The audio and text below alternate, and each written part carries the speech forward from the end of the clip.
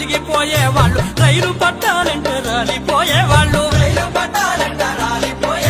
సుఖ్యసానాల మధ్య సత్తుపడేవాళ్ళు, ముక్కు పచ్చారని ముద్ద బంతులెన్న చదువు సంజలు లేక మూగబోతా ఉంటే ఎంత సొంపుగున్నది స్వాతంత్ర్యం చూడ సగంగున్నది స్వరాజ్యం, ఎంత సొంపుగున్నది స్వాతంత్ర్యం చూడ సగంగున్నది స్వరాజ్యం. భారత పాలకులు రమ్మని అనగానే జర్మనీ, జపాను, అమెరికా, బ్రిటనోడు అప్పిచ్చి దేశాన్ని ఏలుకుంటా ఉండ్రు,